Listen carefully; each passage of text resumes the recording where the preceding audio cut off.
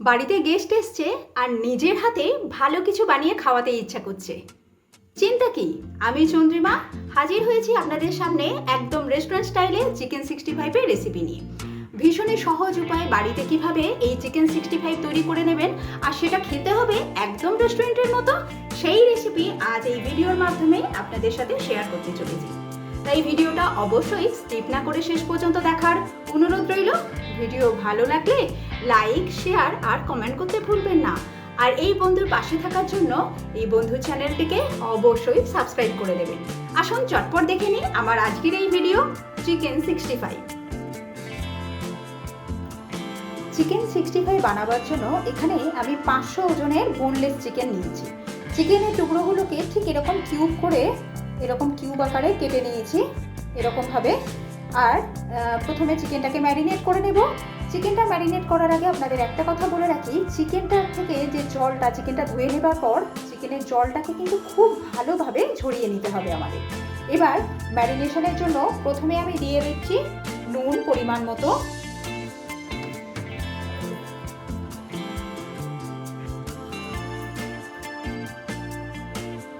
এবার দিয়ে দিচ্ছি 2 teaspoon Kashmiri red chilli powder. এটাতে কিন্তু একদমই ঝাল হয় না, এটা একটা সুন্দর কালার হওয়ার জন্যই দিলাম। দিচ্ছি 1/2 টিস্পুনের একটু বেশি জিরে গুঁড়ো। অ্যাড করছি 1 টিস্পুন গোলমরিচের গুঁড়ো। এবার অ্যাড করছি 1/2 টিস্পুন গরম মশলা। জল ঝরানো টক দই দিয়ে দেবো 2 টেবিল স্পুন। বেশ কিছু কারি পাতাকে আমি সরু সরু লম্বা লম্বা করে কেটে নিয়েছি। এবার এগুলোকে এখানে অ্যাড করে দিলাম। আদা রসুনের পেস্ট দিয়ে দেবো 2 টিস্পুন। এখানে একটা ডিমটাকে ফাটিয়ে নিয়ে এর কুসুমটাকে আলাদা করে নিয়েছি। কুসুমটাকে কিন্তু আমরা অ্যাড করব না, এর সাদা অংশটাকে শুধু আমি এর মধ্যে দিয়ে দিচ্ছি।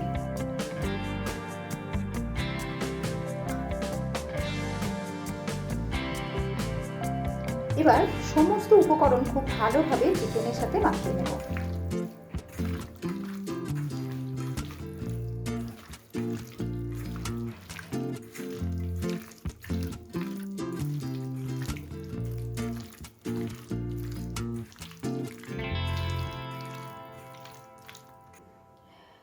সমস্ত কিছু খুব ভালোভাবে একসঙ্গে মাখানো হয়ে গেছে।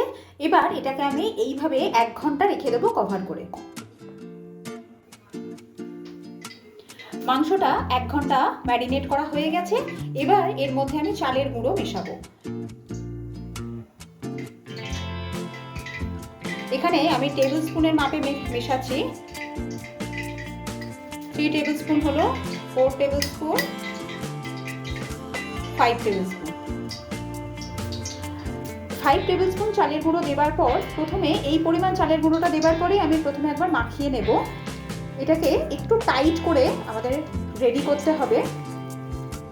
তারপর যদি প্রয়োজন মনে হয় তারপর আমি চালের গুঁড়ো বাকিটুকু মেশাবো।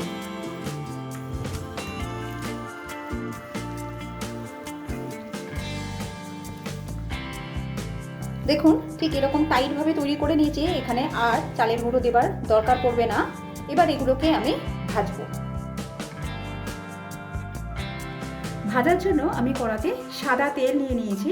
তেলটা গরম হয়ে গেলে কড়ার ফ্লেমটাকে আমি কমিয়ে দিয়ে এগুলোকে তেলের মধ্যে দেব।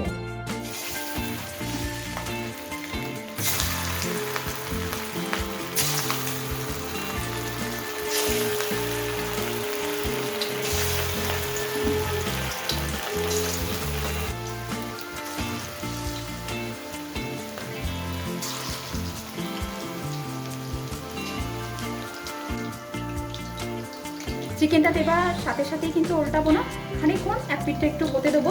গ্যাসের ফ্লেমটা এখন একটু লো টু মিডিয়ামে রেখেছি। লো টু মিডিয়ামে রেখে এগুলোকে আমি ভেজে নেব।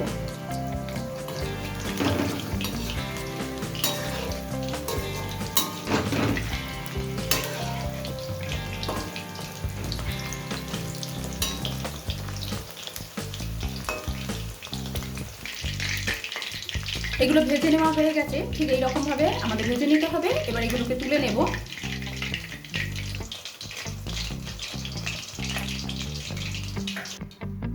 এইভাবে সমস্ত চিকেনের টুকরোগুলো আমি ভেজে নেব। চিকেনটা ভাজা হয়ে গেলে আমি বেশিরভাগ তেলটাকে তুলে রেখে সামান্য অল্প পরিমাণ তেল কড়াতে রেখে দিয়েছি।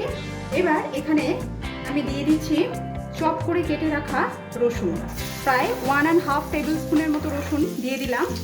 আর দিচ্ছি বেশ কিছু কেটে রাখা কাঁচা লঙ্কা, সেই সাথে বেশ কিছু কারি পাতাও অ্যাড করে দেব।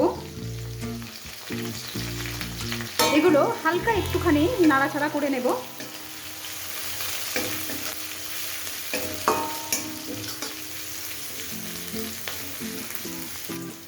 রসুন আর কারি পাতা থেকে ভীষণ সুন্দর একটা স্মেল বেরোচ্ছে। হালকা কয়েক সেকেন্ড একটু নাড়াচাড়া করার পর এর মধ্যে ভেজে রাখা চিকেনের টুকরোগুলো আমি দিয়ে দিলাম।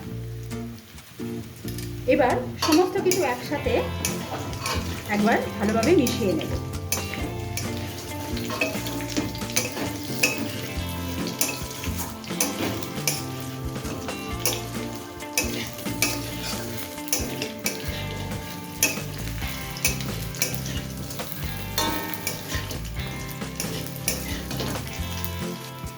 কয়েক সেকেন্ড ধরে সমস্ত কিছু একসাথে মিশিয়ে নেবার পর আমি গ্যাসের ফ্লেমটাকে অফ করে দিলাম।